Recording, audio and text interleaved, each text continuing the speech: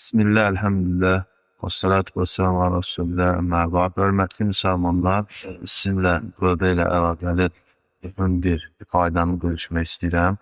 O da ondan ibarətdir ki, insan bəzən elə günahlar edir ki, onun günah olduğunu bilmir, hiss edər. Və belə böyük problemdən insan yalnız ümumi tövbə eləməklə xilas ola bilər.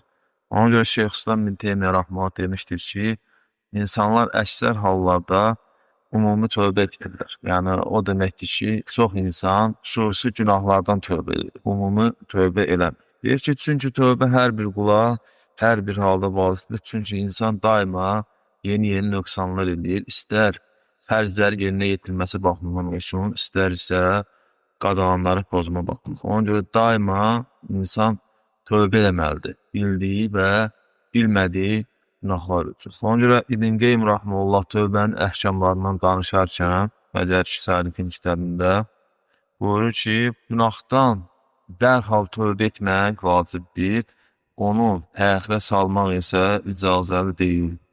Kim tövbəni gecikdirərsə, bu təxirə salmaya görə ayrıca tövbə etməli. Yəni, məsələn, buna misal çəkək, bir insan tutaq ki, axşam gecə günah edib, və səhər durur, peşman olur, tövbə edir həmin günahından. Lakin unudur ki, o həmin tövbəni səhərə saxlayıb. Əsl bu idi ki, o elə gecə günahı edərkən, etdikdən dərhal sonra peşman olub Allaha dönər. İndi yenə, əlhəmdülillah, belə də dönməsi xeyirdir, lakin o səhərə kimi tövbəni gecikdirdiyinə görə ayrıca tövbə eləməlidir. Ona görə bu haqda Uca Allahın bu sözünü hazırlamaq olar ki, Allahdan qorxanlara şeytan bir vəsvəsə toxundurduqda, onlar dərhal xatırlayarlar və yəni Allaha dönərlər. Burada alimlər demişdir ki, nəyə xatırlayarlar? Yəni Allahın əzəmətini. Bəziləri demişdir ki, günahın cəzasını xatırlayıb, dərhal Allaha dönərlər, yəni tövbə edərlər. Və bəzi alimlər də demişdir ki, bu günahdan qabaq olur, sıraq edilmişdən qabaq, günaha addım atmaq istəyərkən Allahın əzəmətini xatırlayıb, günahın cəzasını xatırlayıb, yəni dönmək, günahı etməmək. Hər ikisi də yəni ayənin məfhumuna daxil olur. Belə cəm eləmək olar ki, bəzi insanlar ən üstünü günahdan öncə xatırlamaqda Allaha qayıtmaqdır, sonra isə İkinci dərəcə isə günahı eləyən kimi dərhal tövbə eləməkdir. Üçüncü dərəcə isə gecikdirdən müəyyən bir vaxtdan sonra tövbə eləməkdir. Dördüncü dərəcə isə ömür boyu tövbə eləməməkdir. Bu ən şərlisidir. Lakin kim gecikdiribsə tövbəni, o gecikdirdiyinə görə xüsusi əlavə tövbə eləməlidir. Ona görə deməli, İnsan bildiyi və bilmədiyi günahlara görə Allahdan bağışlanma diləməlidir, tövbə etməlidir. Allahım, bildiyim və bilmədiyim günahlara görə səndən bağışlanma diləyirəm, sənə tövbə edirəm. Və bu təxirə salmaq da bu günahlara daxildir, insan unudur. Sonra İbn Qeym Rəhməhullah davam edir, deyir ki, bu məsələ çox az adamın ağlına gəlir. Yəni, əksəriyyət əlhəmdülillah tövbə eləyir, gecikdirsə də tövbə edir, amma gecikdirdiyinə görə tövbəni ona görə tövbə eləmir. Onlar elə zənn edirlər ki, günahdan tövbə etdikcə artıq başqa bir şey qalmayıb, halbuki hələ də tövbəni gecikdirməyə görə ayrıca bir tövbəyə borcludur Allah qarşısında. Bu kimi hallardan yalnız elə bir ümumi tövbə qorxsa bilər ki, insan həm bildiyi, həm də bilmədiyi bütün günahlarına görə tövbə etsin. Çünki insanın bilmədiyi günahları bildiklərindən daha çox. Həqiqətən də belədir. Bizim bilmədiyimiz günahlarımız bildiyimizdən daha çoxdur. İndi İbn Qeym Rəhməhullah buna dəlil də gətirəcək Peyğəmbər s.ə.v-dən. Sonra davam edir, onların bağışlanması üçün sadəcə cahil olması yetərli deyil, əgər elm öyrənmək imkanı olduğu halda bunu etməyibsə. Sonra buna dəlil gətirir ki, yəni insanın bilmədiyi günahları bildiyindən daha çoxdur və Peyğəmbər s.ə.v bunun üçün tövbə eləyərdi. Deyir ki, İbn Hibban səhihində gəlmişdir ki, Peyğəmbər sallallahu əleyhi və səlləm belə buyurmuşdur. Bu ümmət içində şirk qarışqanın səssiz addımlarından daha gizlidir.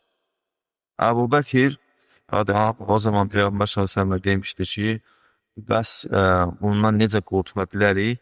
Ya Rasulullah, Peyğəmbər sallallahu əleyhi və səlləm buyurmuşdur ki, deyir ki, Allahumma inni a'udhu bika an ushrika bika və ana a'lam və əstəğfiruka bima la a'lam. De, ey Allahım, bildiyim halda sənə şərik qoşmaqdan sənə sığınıram və bilməkdən etdiklərim üçün də səndən bağışlanma diləyirəm. Baxın, yəni burada dəlalət yeri deyir ki, və bilməkdən etdiklərim üçün də səndən bağışlanma diləyirəm. Yəni bilməkdən etdiyim xətalara görə səndən bağışlanma diləyirəm. Və bunu Peyğəmbər sallallahu əleyhi və səlləm kimə deyir? Əbu Bəkirə və onun timsalını digər sahabələrə və sonra da ümməti üçün. Yəni biz də bu duanı nə gözəl olar ki, heç olmasa gündə bir dəfə deyək. Bilmədiyimiz günahlar üçün etdiyimiz Allah qorusun, xüsusən şirk, o kiçik şirklər bir qarışqanın ayağısından daha gizlidir, daha gizlidir. Yəni bundan yalnız tövbə ilə qurtula bilərik. Belə bir tövbə ilə, ümumi tövbə eləməklə Allah'a birliyi və bilmədiyi günahlara görə səndən bağışlanma diləyirəm. Kim bacarsa bu duanı ərəbcəsi, bacarmırsa da, heç olmasa Azərbaycancasa desin. Sonra buyurur ki, başqa hədisdə Peyğəmbər s.ə.v namazında belə dua edərdi. Allahım, xətamın, zahirliyimi, işimdə həddi aşmağımı və sənin məndən daha yaxşı bildiklərini bağışla. Burada da diqqət eləsək, hədis bizə bildirir ki, bizim bilmədiyimiz, Allahın bizdən daha yaxşı bildiyi günahlarımız var. Peyğəmbər s.ə.v belə dua elərdi, bağışlanma dilərdi. Nə gözəl olardı ki, biz də belə dua eləyək. Həmin bu günahlarımıza görə. Sonra həmçinin gəlmişdir ki, Allahın ciddiliyimdə də, zarafatımda da, bilmədən etdiklərimi də, qəsdən etdiklərimi də bağışla. Çünki bunların hamısı məndə var. Burada diqqət etsək, deyir ki, bilməkdən etdiklərimi də bağışla.